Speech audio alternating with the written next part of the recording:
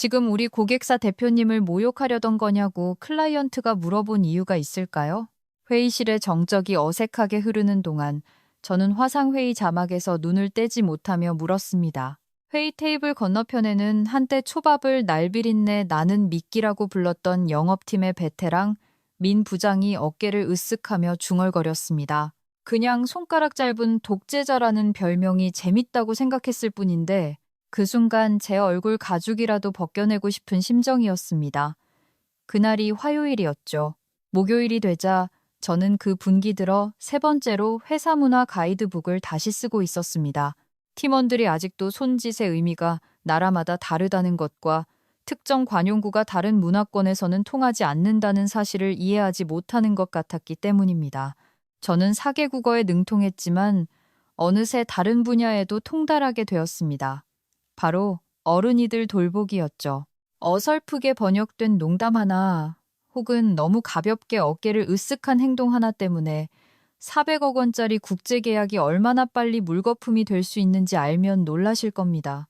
그리고 일이 틀어지기 시작하면 그들은 법무팀을 찾지 않습니다. 부사장을 찾지도 않죠. 그들은 저를 부릅니다. 오해는 마세요. 불평하는 게 아닙니다. 그저 지쳤을 뿐입니다. 이 회사에서 5년을 일했습니다. 5년간 일본과 심야 통화를 했고 5년간 일이 터지기 직전에 문제를 수습했으며 제가 조용히 그들의 실수를 수습하는 동안 고위 경영진들이 승리의 축배를 드는 것을 지켜봤습니다. 저는 심지어 제 사무실도 없습니다. 숨만 세게 쉬어도 왼쪽으로 휙 돌아가는 바퀴 하나 고장난 의자가 제 자리입니다. 그런데도 그들은 여전히 저를 통역사라고 부릅니다. 마치 제가 구글 번역기 자막이나 틀어주는 사람인 것처럼요. 제가 접착 테이프와 카페인 그리고 순수한 의지력만으로 최대 고객사와의 관계 전체를 지탱하고 있다는 사실은 모른 채 말입니다. 그러던 중 최민준 영업본부장이 새로 부임했습니다. 월요일 아침 회의 때 제 희망보다 더 처참하게 망해버린 어느 스타트업 출신이었죠. 그는 첫날 제 손을 잡고 악수하며 나는 알파 에너지에 관한 책을 한 권 읽었지라고 외치는 듯한 힘으로 손을 쥐었습니다. 그러고는 제 명찰을 가리키며 제가 언어 담당하는 아가씨냐고 물었습니다. 커뮤니케이션 책임자도 어떻게든 사원증을 손에 넣은 국제계정 담당 팀장도 아니었습니다. 그게 첫 번째 신호였습니다. 두 번째 신호는 그가 제 클라이언트 통화에 불쑥 끼어들어 끊임없이 말을 끊기 시작했다는 겁니다. 제가 한창 문장을 말하는 중에도 통역하는 중에도 혹은 그가 저지를 뻔한 무례한 실수를 수습하는 중에도 말이죠. 그는 서연 씨가 말하려는 건 말이죠. 라며 끼어들었습니다. 마치 제가 민 부장이 고객사의 국경일을 좀 유난스럽다고 말한 이후에도 고객사가 우리 회사를 신뢰하는 유일한 이유가 아니라 단어 하나 제대로 못 찾는 어린애라도 되는 것처럼요. 예상했어야 했습니다. 최 본부장은 클라이언트가 제게 의지하고 제게 질문하고 제 대답을 기다리는 것을 좋아하지 않았습니다. 그는 회의에서는 이를 악물고 웃으며 제게 고맙다고 했지만 휴게실에서는 제가 말보다는 감정을 번역한다고 농담을 했습니다. 그의 친구들에게 저는 거품이고 짐 덩어리이며 언제든 대체 가능한 존재였습니다. 처음에는 웃어넘겼습니다. 더 심한 일도 겪어봤으니까요. 양복 입은 자존심 덩어리는 새로운 유형의 인간이 아니었죠. 하지만 무언가 변하고 있었습니다. 저를 제외한 회의들이 열리기 시작했습니다. 제가 만든 발표 자료에서는 제 이름이 빠진 채 발표되었습니다. 전략회의에 참여하게 해달라고 요청했지만 모호한 대답만 돌아왔습니다. 박 팀장급이 관여할 일이 아니야. 대부분 숫자 이야기뿐이라고. 나중에 업데이트 해줄게. 그 나중은 결코 오지 않았습니다. 대신 온 것은 해외 클라이언트로부터의 심야 전화였습니다. 그들은 혼란스러워했고 점점 짜증을 냈습니다. 왜 이렇게 분위기가 바뀌는 거죠? 그들이 물었습니다. 왜 박 팀장님 소식을 들을 수가 없습니까? 그래서 저는 늘 하던 대로 했습니다. 상황을 수습하고 문제를 무마하고 뒤에서 깨진 조각들을 맞췄습니다. 하지만 느낄 수 있었습니다. 당신이 더 이상 자문을 구하는 대상이 아니라 그저 사라질 때까지 참고 견디는 존재가 되었을 때 방 안의 공기가 바뀌는 그 소름 끼치는 느낌을 말입니다. 아, 그리고 이 끔찍한 회사 이야기에 더 깊이 빠져들기 전에 여기까지 읽으셨다면 구독 버튼을 누르고 좋아요를 눌러주시는 건 어떨까요? 저희 팀에게는 커피와도 같습니다. 계속 나아갈 힘이 되고 이야기를 계속 만들어낼 원동력이 되죠. 솔직히 말해서 95%의 여러분은 차 안이나 직장에서 이걸 듣고 계시면서 아직 구독을 안 하셨을 겁니다. 누군지 아시죠? 아무튼 어느 날 아침 저는 제 캘린더 접근 권한이 제한된 것을 발견했습니다. 최 본부장이 협상 준비 회의를 잠가버린 겁니다. 제 회의. 제가 이끌던 바로 그 회의를요. 그런데도 모든 클라이언트 통화는 여전히 오늘 박 팀장님도 참석하시나요? 라는 질문으로 시작되었고 그 뒤에는 한때 계약서 조항과 식당 메뉴를 헷갈렸던 신입 담당자의 불안한 횡설수설이 이어졌습니다. 점들을 잇는 데는 천재가 필요하지 않았습니다. 그들은 저를 단계적으로 배제하고 있었습니다. 유일한 문제는 저는 이미 이 게임이 어떻게 끝날지 알고 있었다는 겁니다. 그리고 최민준. 그의 번지르르한 네이비색 정장을 입은 영혼에 신의 축복이 있기를. 그는 곧 보드워크를 저당 잡혀 발틱 애비뉴를 사는 첫 모노폴리 플레이어보다 더 처참하게 자신을 망치게 될 것이었습니다. 제가 전략회의에서 제외되었다는 사실을 처음 알게 된 것은 청소부 아주머니를 통해서였습니다. 정말입니다. 미화팀의 박 여사님. 그분께는 정말 감사한 마음뿐입니다. 어느 날 저녁 제가 번역 노트를 정리하고 있을 때 제 옆을 지나가시며 말씀하셨죠. 윗분들 아직도 위층에서 숫자 가지고 소리 지르고 있네. 박 팀장 이름도 많이 나오던데. 저는 눈을 깜빡였습니다. 오늘 밤엔 어떤 회의에도 초대받지 못했는데 아주머니는 의아한 표정을 짓더니 어깨를 으쓱하며 말했습니다. 일본 얘기하는 것 같던데 분위기가 꽤 험악했어. 그러고는 제 휴지통을 비우고 떠났습니다. 저는 바보처럼 그 자리에 앉아 화면을 응시하며 정확히 언제부터 유령 신세가 되었는지 궁금해했습니다. 메일함을 다시 확인했습니다. 초대장도 캘린더 일정에도 아무것도 없었습니다. 우리 회사의 가장 큰 국제 계약인 400억 원짜리 갱신 계약에 대한 전체 회의에서 저는 완전히 배제되었습니다. 자문 역할로도 심지어 언어 담당하는 아가씨로도 아니었습니다. 그 주에 클라이언트가 제게 직접 이메일을 보냈습니다. 새로운 KPI 지표의 논리를 설명해 주실 수 있겠습니까? 저희는 어조가 점점 공격적으로 변하고 있는 점이 우려됩니다. 공격적. 그들은 그렇게 표현했지만 저는 그 의미를 알았습니다. 그들은 변화를 감지한 겁니다. 그들은 언제나 그랬습니다. 이 사람들은 다른 사람들이 헤드라인을 읽듯 상대의 자세와 말의 딩돈을 읽는 사람들이었습니다. 최 본부장의 전략적인 어조는 외교가 있던 자리에 영업사원의 허세만 가득한 마치 회사로부터 뺨을 맞은 듯한 느낌을 주고 있었습니다. 저는 이 문제를 가지고 위층으로 올라가 최 본부장에게 새로운 KPI에 대해 물었습니다. 그의 대답은 이랬습니다. 걱정하지 마. 이제 그건 높으신 분들이 맡아서 하고 있으니까. 그러고는 마치 우리가 동네 야구팀 경기에서 이긴 팀원이라도 되는 양 제 어깨를 탁 치고는 가버렸습니다. 소름이 돋았습니다. 상황은 더 나빠졌습니다. 그 주 후반, 저는 사내 가십의 여왕이자 인사팀의 정보통인 이 과장으로부터 최 본부장이 외부 솔루션을 도입할 거라는 소식을 들었습니다. 저는 눈썹을 치켜떴습니다. 그게 또 무슨 소리예요? 그녀는 거의 흥분으로 몸을 떨며 속삭였습니다. 대학 동기라는데 일본어는 3마디 정도밖에 못한대. 완전 교포 스타일. 최 본부장 말로는 우리 회사의 대외 커뮤니케이션 톤을 현대화할 거래. 팝하고 번역기를 기가 막히게 잘 쓴다나 뭐라나. 저는 웃음이 터졌습니다. 어쩔 수가 없었죠. 그러다 그녀가 농담이 아니라는 것을 깨달았습니다. 저의 대체자는 제이든이라는 사람이었습니다. 지어낸 얘기가 아닙니다. 코넬대 출신의 제이든, 링크드인 프로필에는 글로벌 시너지 전도사라고 적혀 있었습니다. 도대체 무슨 뜻인지는 모르겠지만 마치 다단계 사기에서 추가 요금을 내야 할 것 같은 느낌의 직함이었습니다. 바로 그날 오후, 클라이언트는 다시 한번 제가 다가오는 갱신 계약 회의에 참석할 것인지 물었습니다. 제가 초대장을 받지 못했다고 말하자 통화에는 긴 침묵이 흘렀습니다. 그러자 그쪽 COO가 아주 차분하게 말했습니다. 의외로군요. 그들에게 그 말은 소리를 지르는 것과 같았습니다. 저는 그 어조를 알았습니다. 무언가 이미 잘못되고 있다는 의미였죠. 저는 여자 화장실로 들어가 칸막이 문을 잠그고 10분 동안 바닥 타일만 쳐다보며 앉아 있었습니다. 울지는 않았습니다. 아직은 그저 누군가의 자존심 싸움에서 제가 짐이 되어버렸다는 사실을 실시간으로 깨닫고 있었을 뿐입니다.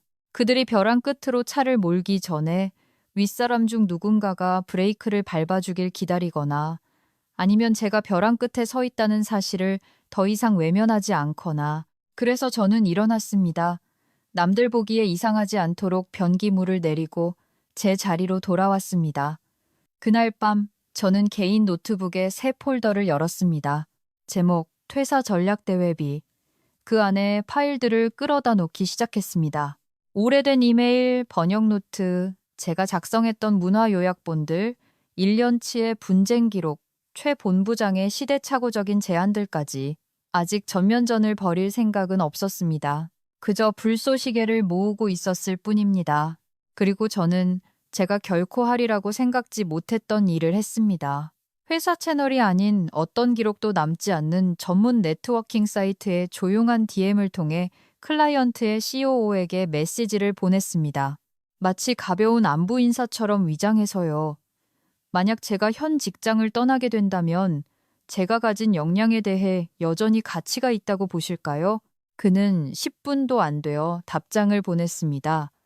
박 팀장님, 만약 시장에 나오신다면 저희로서는 큰 행운일 겁니다. 저는 그 메시지를 5번이나 읽었습니다. 그리고 노트북을 덮고 와인 한 잔을 따랐습니다. 그 맛은 무언가의 끝, 혹은 어쩌면 시작의 맛이었습니다. 저는 작은 것부터 시작했습니다. 대부분 최 본부장이 CFO에게 보낸 스레드에서 저를 지원 인력이라고 칭한 이메일의 스크린샷, 그가 신입 분석가 중 한 명에게 일본 파일은 제이든 씨한테 먼저 검토받아. 박 팀장은 너무 세세한 것에만 매달리니까 라고 말한 슬랙 메시지 같은 것들이었습니다. 그 말이 가슴에 박혔습니다. 제가 바로 그 세세한 것이었는데 제가 그 씨앗을 심고 물을 주고 완벽하게 다듬어진 미로를 만들어 이 회사 초년생들이 문화적 실수라는 야수에게 잡아먹히지 않도록 했는데 말입니다. 이제 저는 경영학 부전공의 사랑도 통역이 되나요? 라는 영화나 한 번 본 교포 나부랭이 때문에 조용히 있으라는 말을 듣고 있었습니다. 드라마를 만들고 싶지 않았습니다. 그가 먼저 주먹을 날리기 전까지는 저도 싸움을 시작하고 싶지 않았습니다. 하지만 최 본부장의 행동 방식으로 보아 그가 먼저 나서는 것은 시간 문제였습니다. 그래서 저는 한 번에 하나의 위험 신호를 수집하며 파일을 구축했습니다. 제목은 2분기 수동적 공격성이라고 붙였습니다. 냉소적인 유머가 심리치료보다 저렴하니까요. 인사팀에 조용한 면담을 요청했습니다. 그저 제 입지가 어떤지 파악하고 싶었을 뿐입니다. 몇 가지 우려사항이 있고 업무에서 소외감을 느끼며 여전히 회사 목표에 부합하고 있는지 확인하고 싶다고 말했습니다. 인사팀 담당자는 마치 제가 그녀의 카디건을 칭찬이라도 한 것처럼 미소를 지으며 명랑하게 말했습니다. 박 팀장님, 여전히 우리 팀원이잖아요. 너무 깊이 생각하지 마세요. 저희는 팀장님의 열정을 사랑한답니다. 열정. 그들은 그것을 열정이라고 불렀습니다. 휴일에도 일하고 하루에 3개의 시간대를 관리하며 영업팀 누군가가 고객사의 국경일을 귀엽다고 말한 것 때문에 고객사가 계약 전체를 불태워버리지 않도록 막는 것을 말입니다. 저는 아무것도 얻지 못하고 나왔습니다. 어떤 확신도 중재 제안도 없이 그저 얼라인먼트 조정라고 적힌 포스트잇 한 장과 뱃속이 조금 더 공허해진 느낌만 가지고서요. 법무팀도 별반 다르지 않았습니다. 그들의 무엇이든 물어보세요 시간에 질문을 하나 넌지시 던져봤습니다. 저 가설인데요. 만약 어떤 사람의 역할이 공식적인 통보 없이 체계적으로 축소되고 있는데 그 사람이 여전히 핵심 고객의 신뢰를 받고 있다면 그건 법적 책임 문제에서 어떻게 작용할까요? 신입 변호사는 눈을 깜빡이며 말했습니다. 성과 관리 프로그램 대상자가 아니라면 아마 문제될 건 없을 겁니다. 훌륭하군요. 문제될 건 없다. 단지 제 문제일 뿐. 메시지는 분명했습니다. 아무도 최 본부장을 막지 않을 것이다. 아무도 문제라고 생각조차 하지 않았다. 왜냐하면 지금 벌어지고 있는 일은 방해 공작처럼 보이지 않았기 때문입니다. 그것은 조직 개편처럼 보였습니다. 전략처럼 보였습니다. 그날 밤 집에 돌아와 클라이언트 CEO의 메시지를 다시 읽었습니다. 만약 그들을 떠난다면 우리에겐 꿈에 그리던 영입이 될 겁니다. 그리고 제 안에 무언가가 딸깍하고 움직였습니다. 저는 더 이상 직원처럼 생각하지 않고 사업가처럼 생각하기 시작했습니다. 다음 날 저는 새 브라우저 창을 열어 법인 등기 사이트를 찾았고 10만 5천 원을 결제하고 제 새로운 유한 회사에 이름을 붙였습니다. 브리지포인트 전략 컨설팅. 누군가 구글 검색에서 우연히 발견하더라도 의심을 사지 않을 만큼 모호하면서도 진지하게 받아들여질 만큼 근사한 이름이었습니다. 저는 사서함을 등록하고 도메인을 구입했으며 한 페이지짜리 서비스 개요서를 작성했습니다. 화려하지는 않았지만 제가 법적으로, 전문적으로, 독립적으로 존재한다는 것을 말하기에 충분했습니다. 아직 뛰어내릴 생각은 없었습니다. 하지만 낙하산은 원했습니다. 그리고 이제 저는 낙하산을 가졌습니다. 최 본부장이 존재조차 모르는 낙하산. 인사팀이 제가 챙길 만큼 똑똑하다고 생각하지 못했던 낙하산. 그리고 제이드는 C, H, D를 알려줘도 철자를 쓰지 못할 바로 그 낙하산을요. 그 후 며칠 동안 저는 제 문서를 더욱 철저히 정리했습니다. 제가 제외된 모든 통화 내용을 기록했고 클라이언트가 저를 요청했지만 제이든에게 연결된 모든 경우를 기록했습니다. 가능할 때는 오디오 파일을 저장했고 이메일 체인을 인쇄해서 집에 보관했습니다. 제 회사 컴퓨터는 깨끗하게 유지했습니다. 하지만 제 개인 컴퓨터는 트렌치 코트를 입은 요새와도 같았습니다. 아무에게도 말하지 않았습니다. 직장 동료들에게도 언니에게도 심지어 제 고양이에게도요. 제가 무엇을 만들고 있는지 아는 유일한 존재는 저 자신과 아마도 제가 카페인에 취해 계약서 템플릿과 스타트업 법률 블로그를 띄워놓고 있는 것을 알아차리기 시작한 동네 커피숍 바리스타뿐이었을 겁니다. 새로운 사업이라도 하시나 봐요? 어느 날 그가 하루 3번째 에스프레소를 건네며 물었습니다. 아마도요. 제가 말했습니다. 아니면 그냥 날씨에 대비하는 중이거나요. 그리고 저는 대비하고 있었습니다. 바람의 방향이 바뀌고 있었으니까요. 제가 초대받지 못한 모든 회의에서 제 이름 뒤에 따르는 모든 침묵 속에서 그것을 느낄 수 있었습니다. 그들은 제가 조용히 사라질 거라고 제 노트와 외교술 그리고 빌어먹을 유창한 언어 실력을 가지고 배경 속으로 스며들 거라고 생각했습니다. 하지만 그들이 몰랐던 사실이 있었습니다. 그들이 그토록 불태우고 싶어 했던 다리는 바로 그 빌어먹을 계약을 지탱하고 있는 유일한 다리였다는 것을요. 그리고 저는 방금 성냥을 샀습니다. 임원들이 날카로운 판단력을 유지하고 싶을 때면 늘 그렇듯 회의실은 몹시 추웠습니다. 저는 소매에 스티치가 있고 주머니가 없는 차콜색 재킷을 입었습니다. 그 옷은 저를 조금 덜 보이지 않는 존재로 만들어주는 것 같았습니다. 그래봤자 소용없었지만요. 최 본부장은 이미 이 쇼가 어떻게 흘러갈지 결정해둔 상태였습니다. 박 팀장, 저기 앉아. 그가 마치 제가 커피나 가져올 인턴이라도 되는 듯 주회의 테이블 뒤쪽의 의자를 가리키며 말했습니다. 우리가 통역을 요청하기 전까진 조용히 있도록. 네, 그는 저를 쳐다보지도 않고 그렇게 말했습니다. 그의 시선은 HDMI 케이블을 만지작거리며 조별 과제에서 부정행위를 하려는 아이처럼 희죽거리고 있는 제이든에게 고정되어 있었습니다. 팀의 절반은 우리와 함께 한국 사무실에 있었고 나머지 절반, 즉 클라이언트의 모든 최고 임원진은 일본에서 화상으로 접속해 있었습니다. 바로 그날이었습니다. 갱신 계약일, 400억 원이 걸린 날, 5년간의 제 노력, 제 신뢰, 한밤중에 긴급 통화들이 이제는 최 본부장이 제대로 이해하지도 못하는 파워포인트와 계열사라는 단어를 아직도 잘못 발음하는 교포를 통해 전달되고 있었습니다.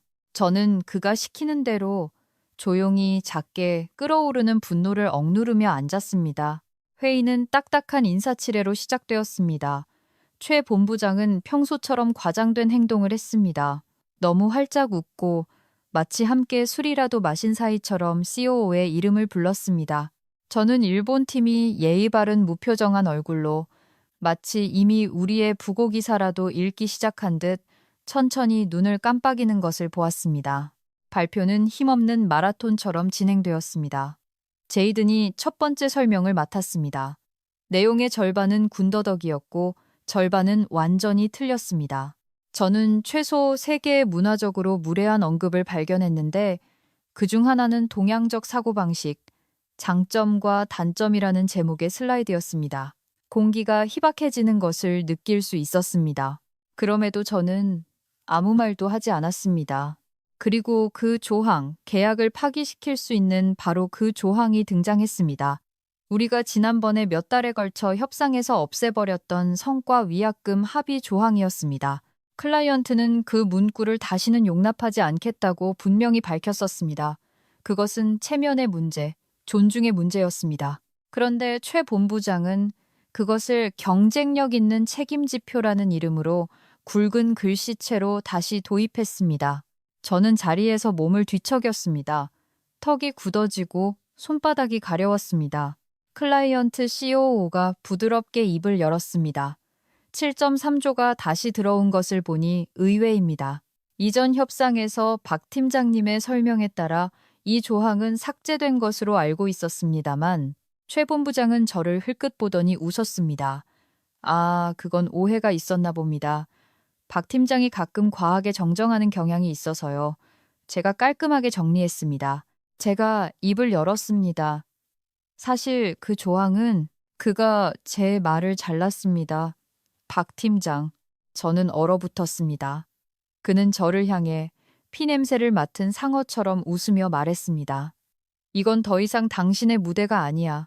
당신은 편집자가 아니라 통역을 하러 온 거야. 침묵. 이빨을 가진 듯한 침묵이 흘렀습니다. 클라이언트 COO는 눈썹을 치켜떴습니다. 그들의 법률 고문은 앞으로 몸을 기울였습니다. 저는 그들 전체 줄에 걸쳐 마치 밀물이 밀려오듯 찌푸린 표정이 번지는 것을 보았습니다. 그래서 저는 일어섰습니다. 차분하고 단호하게 화면 쪽으로 걸어갔습니다. 결코 목소리를 높이지 않았습니다. 언어를 바꾸어 유창하고 명료하며 격식을 갖춘 그들의 모국어로 말했습니다.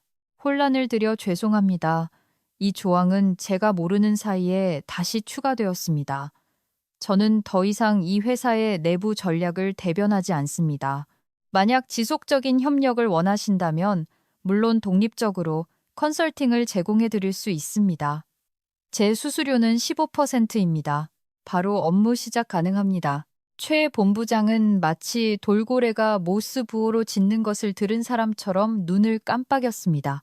클라이언트 CEO가 즉시 응답했습니다. 더 이상 그 회사 소속이 아니라는 말씀이십니까? 최 본부장은 깜짝 놀라 돌아섰습니다. 잠깐, 뭐라고요? 아니, 이 사람은 우리 직원입니다. 저는 가만히 서 있었습니다. 제가요? 그리고 그는 그 바보는 일을 저질렀습니다. 그는 얼굴이 불그락푸르락해져서 제게 쏘아붙였습니다. 당신, 해고야, 박서연. 지금 당장. 그는 그 말을 영어로 크고 단호하게 마치 그것이 자신을 강력하게 만들어준다고 생각하는 것처럼 말했습니다. 하지만 그 말은 그를 파멸로 이끌 뿐이었습니다. 회의실은 죽은 듯이 조용해졌습니다. 해외 화면은 걱정스러운 얼굴들로 가득 찼습니다. 한 임원이 제가 분명히 알아들을 수 있는 말로 속삭였습니다. 지난번 계약 때 우리가 이 계약을 파기하지 않은 유일한 이유가 저 사람인데 최 본부장의 입이 뻐끔거렸습니다. 갑작스러운 진공 상태 속에서 존엄성을 찾으려는 듯이. 하지만 너무 늦었습니다. 저는 이미 테이블에서 물러나 제 노트를 챙긴 후였습니다. 차분하고 정확하게 제 사원증은 안내 데스크에 두고 가겠습니다. 제가 말했습니다. 최 본부장은 마치 방화벽이라고 생각했던 다리가 무너지는 것을 보는 사람처럼 저를 쳐다봤습니다. 당신은 방금 통역사를 해고했어요. 제가 부드럽게 말했습니다. 하지만 더 중요한 건 당신은 방금 이 방에서 도대체 무슨 일이 벌어지고 있는지 이해하는 유일한 사람을 해고했다는 겁니다. 그러고 나서 저는 화면을 향해 그들의 관습에 따라 살짝 고개를 숙이고 오직 그들에게만 다시 말했습니다. 이야기를 계속할까요? 그의 말, 당신, 해고야, 박서연. 지금 당장 이 떨어지는 순간 숨 막히는 소리나 극적인 배경음악은 없었습니다. 그저 방 안의 산소를 모두 빨아들이는 듯한 느리고 초현실적인 정적만이 흘렀습니다. 중력을 가진 듯한 돌이킬 수 없는 일이 방금 일어났음을 알리는 그런 종류의 침묵이었습니다. 저는 움찔하지도 울지도 테이블을 뛰어넘어 그의 멱살을 잡지도 않았습니다. 물론 그런 상상을 안 했다면 거짓말이겠지만요. 대신 저는 사람들을 긴장시키는 그런 종류의 고요함 속에서 천천히 일어섰습니다. 제 앞에 서류들을 정리했습니다. 더 이상 필요 없었지만요. 제 재킷 앞뒷물 의도적으로 차분하게 매만졌습니다. 손은 떨리지 않았습니다. 창피하지도 않았습니다. 심지어 놀라지도 않았습니다. 이것은 제가 준비해온 순간이었습니다. 저는 몸을 돌려 화면, 즉 전 세계 반대편에서 매처럼 지켜보고 있는 일본 사무실에 앉아있는 클라이언트 팀을 마주했습니다. 그리고 말했습니다. 최 본부장이 아침 내내 떠들어대던 희석되고 지나치게 달콤한 기업용 영어가 아니었습니다. 아니요, 저는 그들의 언어로 전환했습니다. 딱딱한 교과서적인 격식체가 아니라 유창하고 자신감 있으며 존중과 정확성, 그리고 가장 중요하게는 권위가 서려 있는 언어로요. 신사숙녀 여러분, 저는 가볍게 고개를 숙이며 말했습니다. 오늘 이곳의 내부 조율에 변화가 있었던 것 같습니다. 지금 이 순간부터 저는 더 이상 이 회사를 대변하여 발언하지 않습니다. 하지만 만약 지난 5년간 우리가 함께 쌓아온 문화적 명확성과 법적 정확성을 바탕으로 이 대화를 계속 이어가길 원하신다면 저는 즉시 외부 컨설팅이 가능합니다. 제 수수료는 15%입니다. 모든 관련 자료는 제가 소지하고 있습니다. 독립적으로 여러분과 계속 함께 일하게 된다면 영광일 것입니다. COO의 눈이 커졌습니다. 클라이언트 측 고문 중 한 명은 의자에 등을 기대고 화면 밖을 바라보며 방금 들은 말을 분명히 곱씹고 있었습니다. 수석 협상가는 헛기침을 한번 하고는 이번에는 아주 분명하게 영어로 말했습니다. 당신들, 방금 연락 담당자를 해고한 거요. 최 본부장은 눈을 깜빡였습니다. 그녀는 연락 담당자가 아니오. 통역사일 뿐이지. 그리고 멋대로 행동했고 클라이언트 CEO는 눈썹을 치켜떴습니다. 우리가 지난번에 갱신 계약을 한 유일한 이유가 저 사람인데 다른 클라이언트가 나직이 무언가 속삭였고 그들 쪽의 분위기가 바뀌었습니다. 웅성거림, 서로 눈빛을 교환하는 모습, 갑작스러운 음소거 회의. 그들은 상황을 재조정하고 있었습니다. 다리는 불타지 않았습니다. 단지 옮겨갔을 뿐입니다. 저는 다시 최 본부장에게로 돌아섰습니다. 그는 완전히 넋이 나간 표정이었습니다. 잠깐만. 그가 갑자기 벽이 생각보다 가깝다는 것을 깨달은 듯 말했습니다. 당신 마음대로 그 관계를 가져갈 수는 없어. 그건 회사 소유야. 저는 지치고 인내심 있는 마치 거품 야구 방망이를 든 유아에게 양자 역학을 설명하는 사람처럼 미소 지었습니다. 최 본부장님, 제가 여전히 클라이언트 화면 앞에서 말했습니다. 그들은 누구의 소유도 아닙니다. 가구가 아니라고요. 그들은 저를 통해 이 회사와 거래하기로 선택한 주권을 가진 수십억 달러짜리 파트너입니다. 그리고 이제 본부장님께서 저를 제거하셨죠. 그의 입이 반박하려 열렸습니다. 저는 그에게 기회를 주지 않았습니다. 분명히 말씀드리자면 제가 다시 카메라 쪽으로 살짝 몸을 돌리며 덧붙였습니다.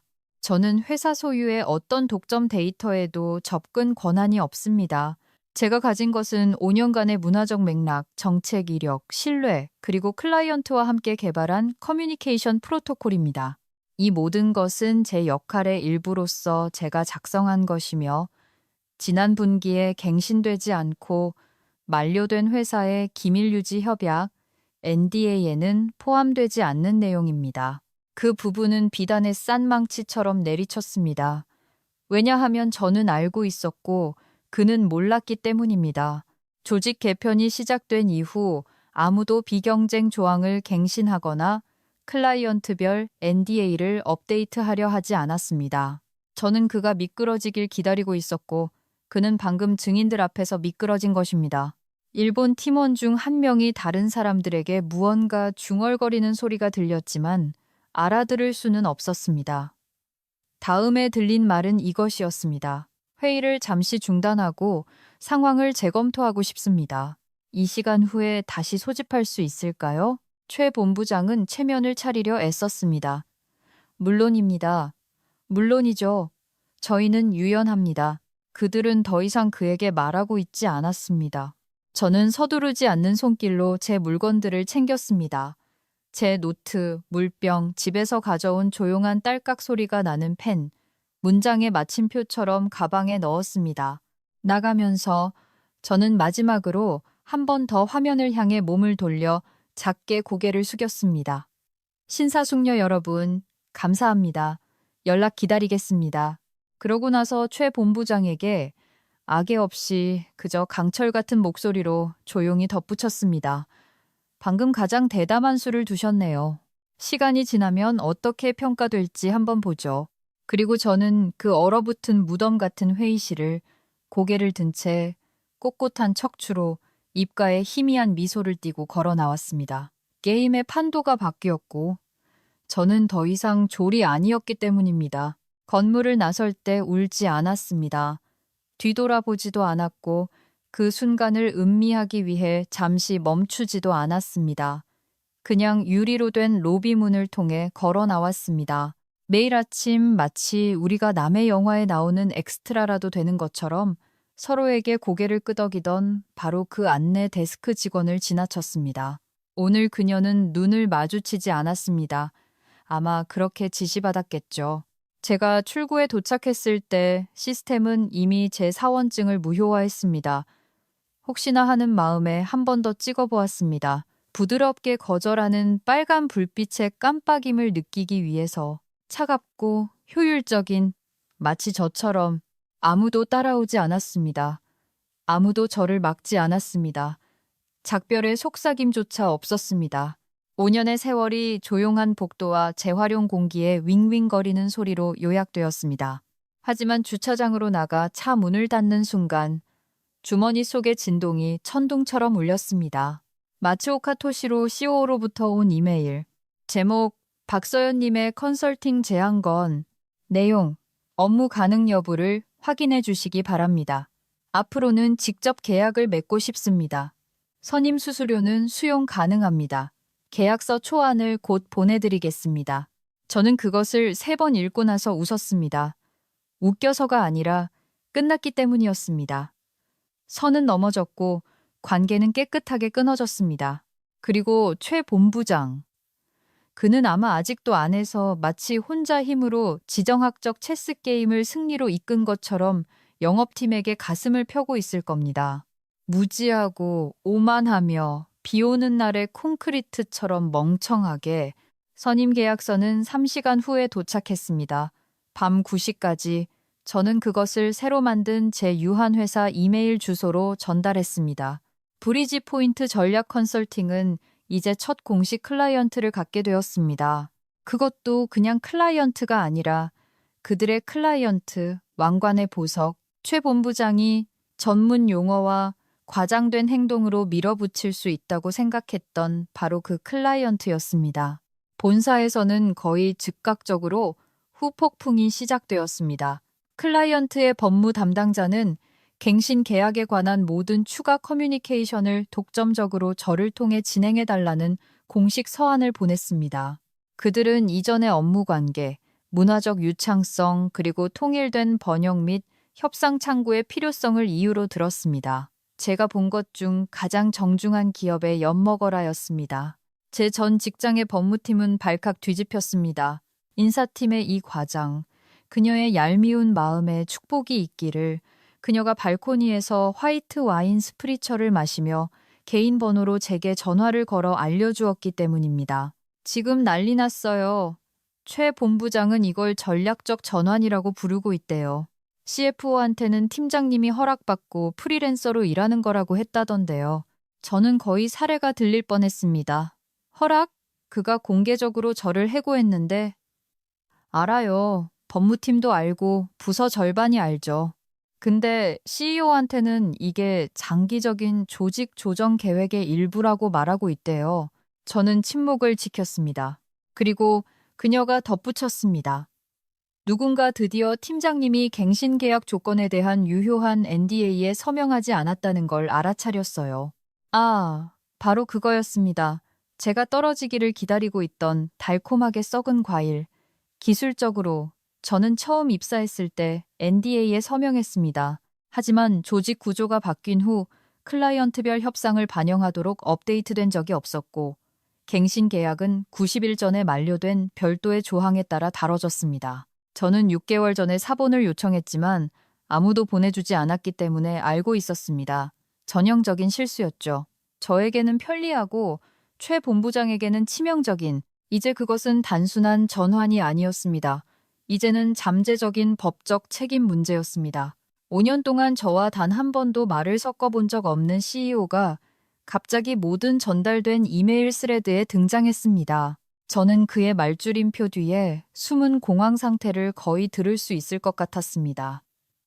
잠깐, 그녀가 그 계약에 대한 NDA에 서명하지 않았다고? 그녀 없이 이 조항을 승인한 게 누구야? 그녀가 퇴사할 때 왜 법무팀이 관여하지 않았지? 최 본부장의 답변은 순수한 즉흥 연기였습니다. 클라이언트가 이렇게 빨리 움직일 줄 예상하지 못했습니다. 박 팀장의 퇴사는 더 조용할 것이라고 가정했습니다. 그녀의 계약 상태에 대해 의사소통에 오해가 있었습니다. 번역하자면 우리는 그녀가 조용히 사라질 줄 알았다. 대신 그녀는 그들 중 누구도 이해하지 못했던 단 한 가지, 바로 신뢰를 가지고 걸어나갔습니다. 직함이나 조직도에서 나오는 그런 종류의 신뢰가 아닌 한밤중의 전화통화와 위기관리 회의에서 단지 단어가 아니라 의도를 번역하며 쌓아올린 그런 종류의 신뢰. 링크드인 경력이나 제이든이라는 대학 동기로는 위조할 수 없는 그런 종류의 신뢰 말입니다. 저는 그들의 이메일에 직접 답장하지 않았습니다. 더 이상 의무가 없었습니다. 저는 이제 외부 공급업체였습니다. 그리고 이 새로운 게임에서 청구서를 쓰는 사람은 저였습니다. 하나의 깔끔한 이메일, 제목, 계약 확인, 브리지 포인트 전략 컨설팅, 첨부, 제 조건 선임 수수료 800만 원, 협상 수수료 15%, 주간 보고 주기, 직접 청구, 발송됨, 수신됨, 수락됨, 그리고 최 본부장이 존재하지 않는 서류와 더 이상 통하지 않는 이야기를 찾기 위해 허둥대는 동안 저는 식료품 저장고 뒤편에 있던 샴페인 한 병을 땄습니다. 지금까지 정확히 정의할 수 없었던 어떤 순간을 위해 아껴두었던 것이었습니다. 저는 복수나 권력, 심지어 자유를 위해 건배하지 않았습니다. 저는 명확성을 위해 건배했습니다. 더 이상 당신의 가치를 증명하려 애쓰는 내부자가 아닐 때 바깥 세상은 햇살처럼 느껴지니까요. 추가 흔들리는 데는 오랜 시간이 걸리지 않았습니다. 일주일 만에 저는 더 이상 붐비는 회의실 구석에서 회의에 접속하지 않았습니다. 제가 회의를 주최하고 있었습니다. 초대장에는 제 이름이, 머리글에는 제 로고가, 협상을 이끄는 것은 제 목소리였습니다. 최 본부장은 해고 후 첫 통화에서 여전히 우위를 점하려고 했습니다. 그 과장된 미소를 띠고 기름 화재 속에 젖은 냅킨만큼이나 도움이 되는 제이든을 옆에 세운 채 회의에 참여했습니다. 그는 이렇게 시작했습니다. 박 팀장님의 외부 공급 업체로서의 전환에 협력하게 되어 기쁩니다. 물론 핵심 협상은 저희가 계속 관리할 겁니다. 저는 그의 말을 잘랐습니다. 드라마를 위해서가 아니라 정확성을 위해서 그들의 언어로 말했습니다. 명확히 하자면 제가 차분하게 말했습니다. 클라이언트 측에서는 저를 주요 연락 담당자로 지정했습니다. 제가 계약서 번역, 조항 검토, 그리고 문화적 조정을 이끌 것입니다. 귀사에서 조정을 제안하고 싶으시면 서면으로 제게 제출해 주십시오. 제가 그들의 법무팀과 검토하겠습니다. 잠시 침묵이 흘렀습니다. COO가 아주 희미하게 고개를 끄덕였고 그렇게 최 본부장은 조종석에서 쫓겨났습니다. 그 순간부터 그는 승객이었습니다. 저는 그의 발표 자료를 조항별로 해체하기 시작했습니다. 그들의 SLA 제안서에서 2가지 언어적 불일치를 발견했습니다. 해외에서 세금 문제를 유발할 수 있는 위험평가서에 잘못 사용된 용어를 잡아냈습니다. 저는 모든 것을 지적하고 그 맥락을 클라이언트에게 직접 명확하게 설명한 다음 우리가 이전에 성공적으로 사용했던 프레임워크를 기반으로 한 대체 언어를 제안했습니다. 그들은 귀를 기울였습니다. 언제나 그랬듯이. 다만 이제 저는 마쿠에서 문제를 수습하는 것이 아니라 대본에 빨간 줄을 긋는 사람이었습니다. 처음에 최 본부장은 협조적인 척했습니다. 모호한 제안과 불필요한 조언으로 가득 찬 협력합시다라는 제목의 이메일을 연달아 보냈습니다. 시너지를 활용하라거나 마찰을 줄이라는 식의 문구들이었습니다. 저는 법적 불일치와 문화적 실수를 조목조목 나열한 목록으로 답장했습니다. 하나둘씩 그는 답장을 멈췄습니다. 그리고 그를 무너뜨린 조항이 등장했습니다. 클라이언트는 그의 회사에 수정된 계약 제안서를 보냈는데 거기에는 갱신 계약에 관한 모든 향후 커뮤니케이션을 제 사무실을 통해 라우팅해야 한다는 내용이 명시되어 있었습니다. 법무팀도 영업팀도 최 본부장도 아닌 오직 저를 통해서만 그 요청은 정중하게 표현되었지만 그 함의는 뺨을 때리는 것과 같았습니다. 우리는 그녀를 신뢰하지, 당신을 신뢰하지 않는다. 그들은 발을 빼기 시작했습니다. 갱신 계약 범위를 축소하고 마감일을 미루고 내부 프레젠테이션을 거절했습니다. 최 본부장은 당황해서 관계를 회복하기 위해 클라이언트와 긴급 전략 회의를 잡으려 했습니다. COO는 한 줄로 답장했습니다. 박 팀장님과 협의해 주십시오. 바로 그때 일이 터졌습니다. 이사회가 질문을 하기 시작했습니다. 우리 같은 회사에서는 소문이 빨리 퍼집니다. 특히 매출 예측이 흔들리기 시작하면 더욱 그렇습니다. 인사팀의 이 과장이 다시 제게 전화를 걸었습니다. 그녀의 목소리는 마치 연속극을 해설하는 아이처럼 즐거워 보였습니다. CFO가 엄청 화났어요. 최 본부장이 NDA 만료 사실을 전혀 보고하지 않았고 이제 이사회에서는 어떻게 핵심 고객을 전 직원에게 뺏겼는지 궁금해하고 있대요. 저는 의기양양해하지 않았습니다. 그럴 필요가 없었습니다. 점수판은 이미 실시간으로 업데이트되고 있었으니까요. 며칠 후 저는 클라이언트의 전체 확장팀과의 가상회의에 초대받았습니다. 이전에는 오직 임원급 후원자들에게만 허용되던 자리였습니다. 회의가 끝날 무렵 CEO가 몸을 기울이며 말했습니다. 박 팀장님, 저희의 이익을 지켜주셔서 감사합니다. 그들과 함께 있을 때조차도 저희는 당신의 진정한 충성심이 어디에 있는지 알고 있었습니다. 저는 고개를 끄덕였습니다. 그냥 고개를 끄덕였을 뿐입니다. 그것이 최 본부장이 결코 이해하지 못했던 것이기 때문입니다. 그는 제가 이제 그의 경쟁자라고 이것이 적대적 인수라고 생각했습니다. 하지만 저는 그의 집을 파괴하려는 것이 아니었습니다. 단지 제 집을 지키고 있었을 뿐입니다. 다음 수정안이 도착했을 때 저는 저만의 조항을 하나 추가했습니다. 불간섭 조항. 회사는 서비스 제공을 유지할 수 있지만 모든 문화적 및 계약 수준의 결정은 제 컨설팅 회사를 통해 이루어져야 한다는 내용이었습니다. 최 본부장은 반대하려 했습니다.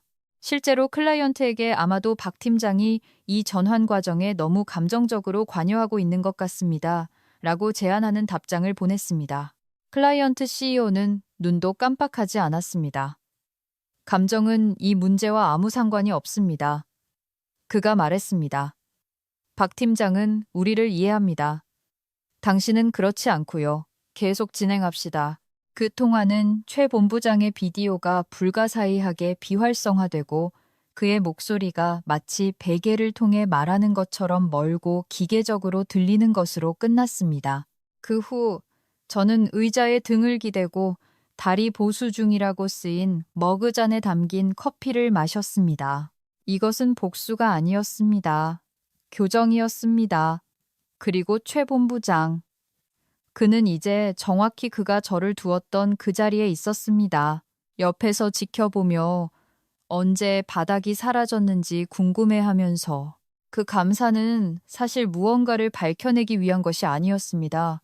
일상적인 분기별 규정 준수 검토의 일부였고 재무팀을 달래고 회계 마감 전에 법무팀이 안절부절 못하지 않도록 하기 위한 형식적인 절차에 불과했습니다. 하지만 이번에는 누군가가 실제로 파일을 읽었습니다. 그냥 훑어본 것이 아니라 제대로 읽었습니다.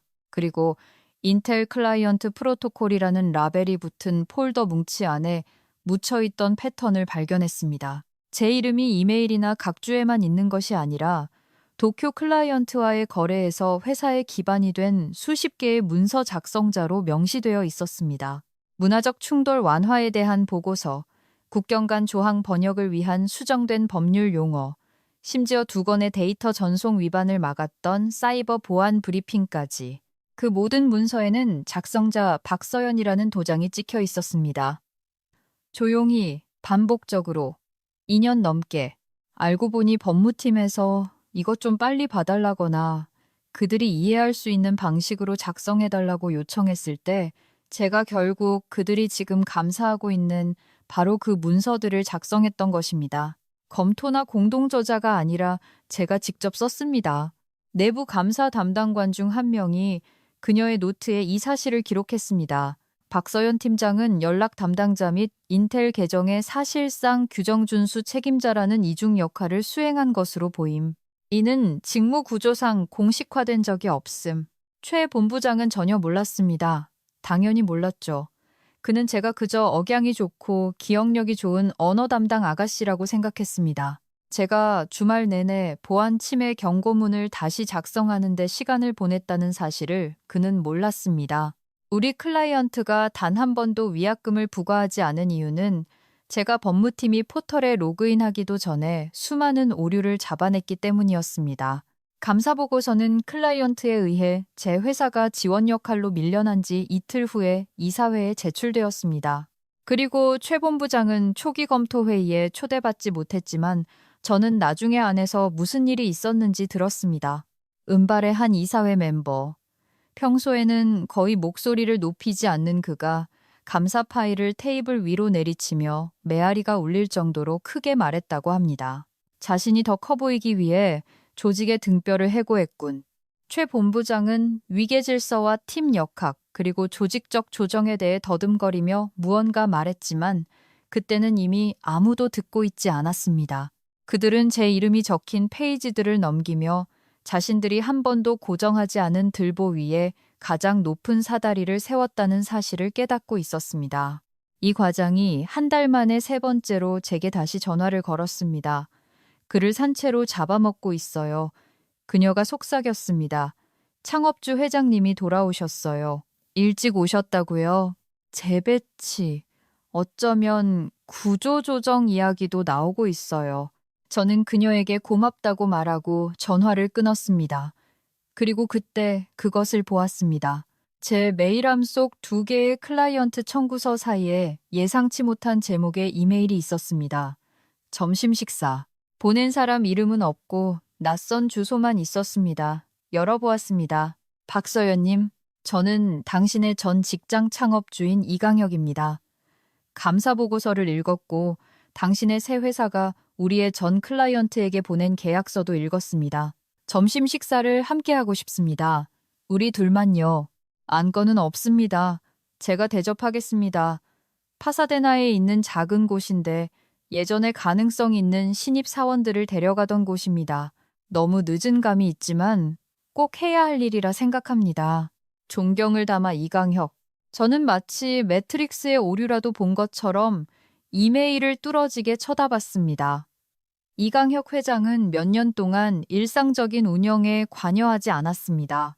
그는 상징적인 인물이 되었고 행사 때마다 데리고 다니며 악수를 하고 읽지도 않은 슬라이드에 고개를 끄덕이는 사람이었습니다. 저는 그를 한두 번 지나가면서 만난 적이 있었습니다. 그는 제 이름을 기억할 만큼 저를 오래 쳐다본 적이 없었습니다. 이제 그가 제게 점심을 제안하고 있었습니다. 저는 간단하게 답장했습니다. 시간을 알려주시면 가겠습니다. 이것은 아첨에 관한 것이 아니었습니다. 심지어 더 이상 복수에 관한 것도 아니었습니다. 이것은 진실이 완전히 도착한 순간이었습니다. 속삭임이나 등을 두드리는 격려 혹은 수동적 공격적인 이메일 체인이 아니라 인쇄된 보고서와 감사 기록, 그리고 그들이 제게 천장을 바치게 해놓고 그 소리를 무시하는 동안 제가 수년간 조용히 만들어낸 명백한 영수증의 흔적으로 말입니다. 그들은 저를 그냥 간과한 것이 아니었습니다. 그들은 저를 밟고 섰습니다. 그리고 이제 그 기반이 사라졌습니다. 구조가 어떻게 버틸지 한번 보죠. 회의실은 제가 기억하던 것보다 작아 보였습니다. 아니면 제가 그 공간을 넘어선 것일지도 모릅니다. 똑같은 긴 테이블, 현대 상업을 이해하는 척하는 똑같은 값비싼 그림들. 하지만 이번에는 공기가 달랐습니다. 더 팽팽하게, 마치 방 자체가 무언가 변하려 한다는 것을 알고 숨을 죽이고 있는 것 같았습니다. 우리가 들어갔을 때 최 본부장은 이미 앉아 있었습니다. 저는 어떤 변명도 하지 않는 검은색 정장을 입었고 클라이언트 대표단은 전원 참석했습니다. 토시로 COO는 마치 우리가 오랜 친구인 것처럼 제 옆에서 걸었습니다. 우리는 최 본부장이 결코 이해할 수 없는 방식으로는 친구가 아니었지만 계약서에 서명하고 힘들게 잠 못 이루는 주를 보내며 신뢰를 쌓아 올린 그런 방식으로는 친구였습니다. 최 본부장은 저를 보고 살짝 비웃었습니다. 마치 되받아칠 수 있다고 생각하는 테니스 선수를 기다리는 사람처럼 의자에 등을 기댔습니다. 그때 문이 다시 열리고 이강혁 회장이 들어왔습니다. 창업주, 건물에 이름이 걸린 사람, 과거의 유령. 최 본부장의 비웃음은 젖은 모래성처럼 무너져 내렸습니다. 회장님, 그가 반쯤 일어서며 말했습니다. 오실 줄은 몰랐습니다만. 자네는 몰랐겠지. 이 회장이 차분하지만 천장에서 떨어지는 피아노처럼 묵직한 목소리로 대답했습니다. 의제에 추가하지 말라고 했네. 이건 관찰에 더 가깝지. 그는 제게 고개를 끄덕이고는 자리에 앉았습니다. 상석이 아닌 그냥 옆자리에 팔짱을 낀 채 날카로운 눈으로 저는 의례적인 절차 없이 제 폴더를 열었습니다. 안에는 그들 모두가 예상했던 문서, 클라이언트 갱신 계약의 최종 초안이 있었습니다. 하지만 이 버전에는 몇 가지 작은 변경 사항이 있었습니다. 저는 한부를 테이블 건너편 최 본부장에게 밀어주었습니다. 이게 업데이트된 초안입니다. 제가 말했습니다. 그는 그것을 훑어보기 시작했습니다. 눈으로 훑다가 멈추고 그리고 좁아졌습니다. 2페이지 중간쯤에서 그의 얼굴에서 핏기가 가셨습니다. 거기 깨끗한 검은 잉크로 주요 연락 담당자라고 표시된 줄 아래에 브리지포인트 전략 컨설팅 유한회사, 그리고 그 아래에 박서연 수석 컨설턴트라고 적혀 있었습니다. 그는 충격받은 표정으로 고개를 들었습니다. 이건 우리가 승인한 버전이 아닌데, 아니요. 제가 손을 단정하게 모으며 말했습니다. 이건 클라이언트가 승인한 버전입니다. 최 본부장은 필사적으로 클라이언트 쪽을 향했습니다. 이건 표준 절차가 아닙니다. 우리는 보통 이런 조항들을 내부적으로 검토하는데 토시로가 부드럽지만 단호하게 말했습니다. 당신들에게는 기회가 주어졌었습니다. 우리는 다른 길을 선택했습니다. 최 본부장이 다시 입을 열었습니다. 이 회장이 말을 잘랐습니다. 사실 다른 할 말이 있네. 회의실은 고요해졌습니다. 메모를 하던 비서조차 고개를 들었습니다. 이 회장은 재킷 안에서 접힌 문서를 꺼냈습니다. 테이블 위에 평평하게 펼쳤습니다. 그의 손은 떨리지 않았습니다. 그는 이런 일을 해본 적이 있었습니다. 우리는 그 사업 부문에 대한 우리 지분을 매각했네. 그가 서류를 가리키며 말했습니다. 즉시 효력이 발생하지. 최 본부장은 눈을 깜빡였습니다. 누구에게 매각했단 말입니까? 이 회장은 저를 보았다가 다시 그를 보았습니다. 박 팀장 회사에 공정한 가격으로 오늘 아침 이사회에서 투표했고 내가 조건을 중재했지. 핀 떨어지는 소리도 들릴 듯 했습니다. 최 본부장의 목소리가 갈라졌습니다. 회장님, 그렇게 하실 순 할 수 있지. 이 회장이 말했습니다. 그리고 했네. 자네가 가치보다 오만을 앞세웠기 때문이야. 자네는 계정을 지탱하고 있던 사람을 해고했어. 그러고는 거짓말을 했지. 그리고는 자네의 실패를 전략으로 포장하려 했어. 하지만 감사는 거짓말을 하지 않아. 클라이언트도 거짓말을 하지 않고. 그리고 박 팀장, 그녀는 그럴 필요도 없었지. 최 본부장은 마치 이빨을 가진 유령이라도 본 것처럼 저를 쳐다봤습니다. 저는 의기양양해하지도 눈을 깜빡이지도 않았습니다. 그저 클라이언트를 향해 한 번 고개를 끄덕이고 그들의 언어로 말했습니다. 계속 진행할까요? 그들은 모두 고개를 끄덕였습니다. 저는 제가 수년간 숙달한 모든 문화적 뉘앙스와 일치하는 명확하고 힘있으며 정렬된 수정된 조건들을 설명하기 시작했습니다. 대화는 예전처럼 흘러갔습니다. 효율적이고 상호적이며 인간적으로. 최 본부장은 더 이상 한마디도 하지 않았습니다. 회의가 끝났을 때 클라이언트는 일어서서 고개를 숙이고 제 손을 가장 먼저 잡았습니다. 그들이 떠난 후 이 회장이 다가와 주머니에 전화기를 넣으며 조용히 말했습니다. 내가 좀 더 신경 썼어야 했는데 저는 그에게 미소를 지어 보였습니다. 늦게라도 하시는 게 안 하는 것보다 낫죠. 그는 한번 고개를 끄덕이고 걸어 나갔습니다. 최 본부장은 자리에 앉아 있었습니다. 멍한 눈으로 마치 누군가 더 나은 결말을 건네주기를 기다리는 것처럼 손을 여전히 테이블 위에 올려놓고 있었습니다. 저는 그러지 않았습니다. 저는 제 물건을 챙기고 떠났습니다. 밖은 햇살이 날카로웠고 칼날처럼 유리를 뚫고 들어왔습니다. 엘리베이터로 걸어갈 때 얼굴에 그 햇살을 느꼈습니다. 마치 전쟁에서 막 돌아온 사람처럼 몸이 가벼웠습니다. 쓰라리지도 부서지지도 않은 채 그저 끝났을 뿐이었습니다. 그리고 이번에는 마치 제가 그곳의 주인인 것처럼 걸어 나오기 위해 사원증이 필요하지 않았습니다. 왜냐하면 이제 중요한 의미에서 제가 주인이었으니까요. 여기까지 함께 해주신 현명한 반란군 여러분, 감사합니다. 이 늙은이가 또 다른 엄청난 대실패를 일으키기 전에 구독 버튼을 쾅 눌러주세요.